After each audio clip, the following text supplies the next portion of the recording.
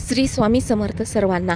आज 27 नोव्हेंबर 2025। आज मार्गशीर्ष महिन्यातील पहिला गुरुवार। देवी महालक्ष्मी व्रताची सुरुवात म्हणून पहिला गुरुवार हा साजरा केला जातो आणि त्याचे महत्त्व हे खूप मोठं आहे।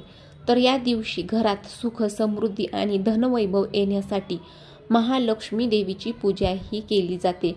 तर या व्रताच्या पूजेसाठी सकाळी लवकर उठून स्नान करायचं आहे आणि त्यानंतर स्वच्छ कपडे घालून पूजा ही करायची आहे।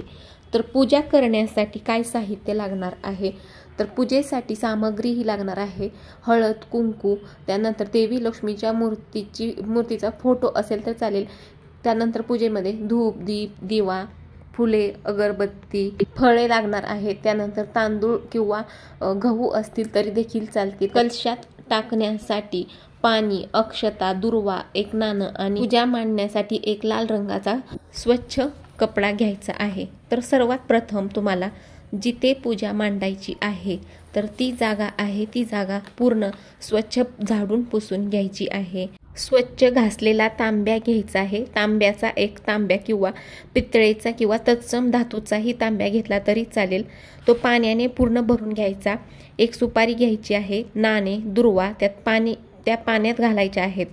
त्यानंतर 5 प्रकारच्या झाडांच्या 5 डहाळ्या घ्यायच्या आहेत किंवा 5 झाडांची प्रत्येकी 5 पाने। जरी तुमच्याकडे प्रत्येक झाडाची पानं नसतील तरी सुद्धा तुम्ही विड्याची पानं ही वापरू शकता। त्यानंतर एक चौरंग किंवा पाट असेल तरी देखील चालेल। ज्या ठिकाणी आपल्याला देवीची स्थापना करायची आहे त्या जागी चौरंग असेल तुमच्याकडे किंवा पाट असेल तर तो मांडायचा आहे। पाट मांडून घेतल्यानंतर सर्वात प्रथम आपल्याला ज्यावेळेस आपण पाट किंवा चौरंग मांडणार आहे तर त्यावेळेस पाटाच्या खाली रांगोळीने स्वस्तिक हा चिन्ह काढायचा आहे। स्वस्तिक काढल्यानंतर त्याच्यावरती हळदी कुंकू अर्पण करायचं आहे आणि मग त्याच्यावरती पाट किंवा चौरंग हा ठेवायचा आहे। त्यानंतर सर्वात प्रथम आपल्याला पूजा मांडण्या अगोदर दिवा हा लावून घ्यायचा आहे, कारण कोणतीही ती पूजा करताना सर्वात अगोदर दिवा लावायचा असतो। कोणतीही पूजा ही करताना ती अग्नीच्या साक्षीने केली जाते, त्यामुळे सर्वात प्रथम दिवा लावून घ्यायचा आहे। त्यानंतर गणपती बाप्पांचं पूजन करायचं आहे। जर तुमच्याकडे गणपती बाप्पांची मूर्ती असेल तर तुम्ही मूर्ती घेऊ शकता, जर नसेल तर तुम्ही सुपारीचं पूजन हे गणपती बाप्पांच्या स्वरूपामध्ये करू शकता। गणपती बाप्पांचे पूजन करण्या अगोदर त्यांचा अभिषेक करून घ्यायचा आहे। दुधाने, दह्याने, मधाने 11 वेळेस ओम गण गणपते नमो म्हणत अभिषेक हा करून घ्यायचा आहे आणि त्यानंतर बाप्पांची मूर्ती स्वच्छ पुसून पाटावरती स्थापन करायची आहे। त्यानंतर हळदी कुंकू अर्पण करून फुलं अर्पण करायची आहेत। त्यानंतर तुमच्याकडे जर महालक्ष्मी देवीची मूर्ती असेल तर तुम्ही मूर्तीची ही पूजा करू शकता। गणपती बाप्पांची पूजा करून झाल्यानंतर जर तुमच्याकडे महालक्ष्मी देवीची मूर्ती असेल तर मूर्तीचीही तुम्ही पूजा करून घ्यायची आहे। तर सर्वात प्रथम मूर्तीला अभिषेक करून घ्यायचा आहे। दुधाने, दह्याने, मधाने अभिषेक करून घ्यायचा आहे आणि त्यानंतर मूर्ती स्वच्छ पुसून ही पाटावरती स्थापन करायची आहे आणि मग फुलं हे अर्पण करायचे आहेत। आता थोडे गहू किंवा तांदूळ आहेत ते चौरंगाच्या किंवा पाटाच्या मध्यभागी वर्तुळाकार पसरून घ्यायचे आहेत किंवा स्वस्तिक काढला तरी देखील चालेल। स्वच्छ घासलेला तांब्या घ्यायचा आहे। तांब्याचा तांब्या त्याच्यामध्ये तांब्या हा पाण्याने पूर्ण भरायचा आहे। एक सुपारी, एक नाणे व दुर्वा त्या पाण्यात ह्या घालाव्यात। त्यानंतर 5 प्रकारच्या झाडांच्या 5 डहाळ्या किंवा 5 झाडांची प्रत्येकी 5 पाने हे कलशाच्या वरती लावायचे आहेत किंवा जर तुमच्याकडे 5 झाडांची पाने नसतील तर तुम्ही विड्याची पाने देखील वापरू शकता आणि त्या पानांवरती नारळ ठेवायचा आहे। त्यानंतर कुंकवाची 5 बोटेही समोर तांब्याला लावायचे आहेत आणि पाठीमागच्या बाजूला स्वस्तिक हा काढायचा आहे। त्यानंतर देवीचा सुंदर असा मुखवटा आहे, तो देवीचा सुंदर मुखवटा आहे तो नारळाच्या वरती लावायचा आहे आणि देवीला छान वस्त्र परिधान करायची आहेत, दागिने घालायचे आहेत, देवीला फुलं देखील अर्पण करायची आहेत। जर तुमच्याकडे माता महालक्ष्मी देवीचा फोटो असेल तर तुम्ही फोटोची देखील पूजा ही करू शकता। त्यानंतर तुम्हाला काय करायचं आहे तर ओम केशवाय नम, ओम नारायणाय नम, ओम माधवाय नम हा मंत्र स्वतःच म्हणून आचमन करायचं आहे। पळीने पाणी हातावर वाहून देवीपुढे अगरबत्ती ओवाळायची आहे. धूप दाखवून निरंजनाने ओवाळायचं आहे आणि देवीला नैवेद्य अर्पण करून झाल्यानंतर मनोभावे देवीची प्रार्थना करायची आहे आणि आपल्या मनामध्ये काय इच्छा आहे ती सफल होण्यासाठी महालक्ष्मी देवी आईला विनंती करायची आहे. त्यानंतर विड्याचं पान आहे तर त्याच्यावरती देवी आईला एक विडा हा ठेवायचा आहे. तर विड्याच्या पानावरती 2 विड्याची पाने घेऊन त्यावरती हळकुंड, खोबऱ्याचा एक तुकडा, सुपारी, खारीक हा विडा हा ठेवायचा आहे. जिथे आपण पूजा मांडली आहे तर देवीच्या चौरंगासमोर आपण एक पाट मांडून त्यावरती बसायचं आहे आणि त्या पाटावरती बसून श्री महालक्ष्मी व्रताची कथाही वाचायची आहे आणि त्यानंतर श्री महालक्ष्मी महात्म्य वाचायचं आहे.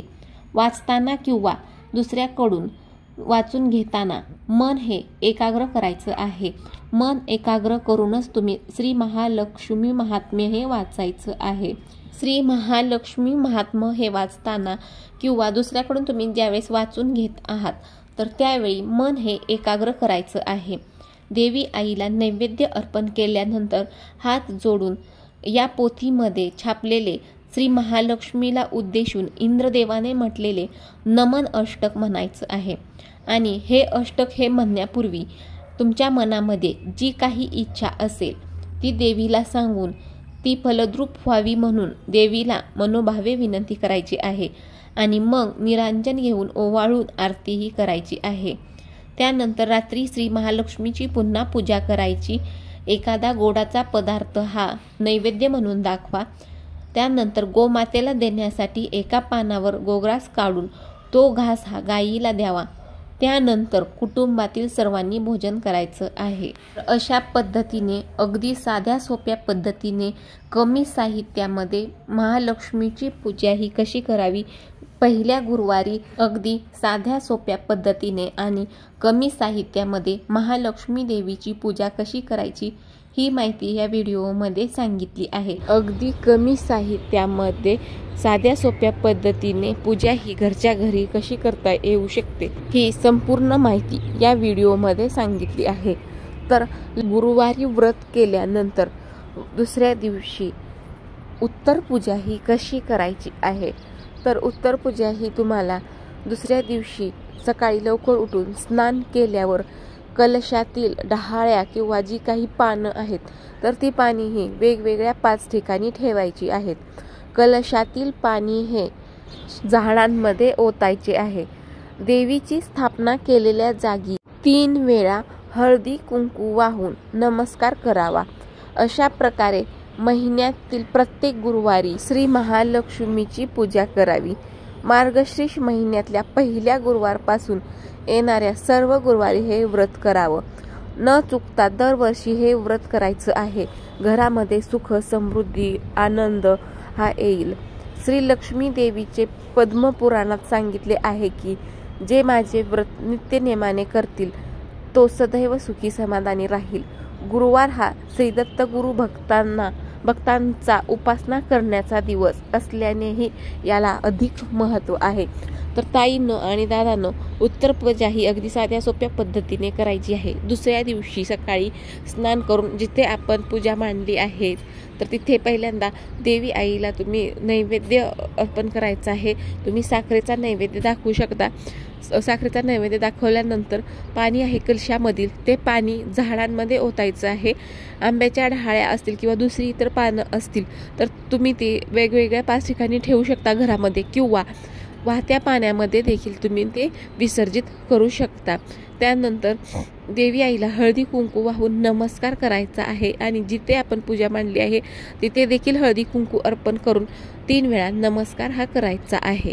श्री महालक्ष्मी गुरुवारचं व्रत करणाऱ्यांसाठी काही नियम आहेत तर त्यांनी ते नियम पाळले पाहिजेत. तर हे व्रत हे समाधान, शांती, ऐश्वर्य मिळो म्हणून तसेच श्री महालक्ष्मीची सदैव कृपा राहावी म्हणून करायचं आहे.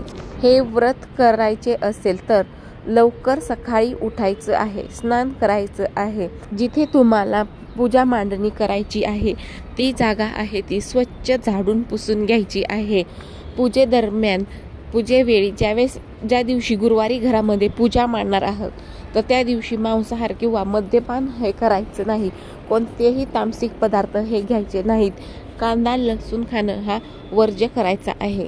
व्रताच्या दिवशी तुम्ही उपवास हा करायचा आहे तर उपवास करण्यासाठी तुम्ही फलाहार घेऊन हा उपवास करू शकता किंवा दूधही घेऊन तुम्ही हा उपवास करू शकता. पूजा मांडल्यानंतर ज्यावेळी आपण पोथीही पठण करत असू किंवा वाचन करत असू तर त्यावेळी पोथी वाचत असताना मन हे पूर्ण एकाग्र करून मगच पोथी ही वाचायची आहे, समजून घ्यायची आहे.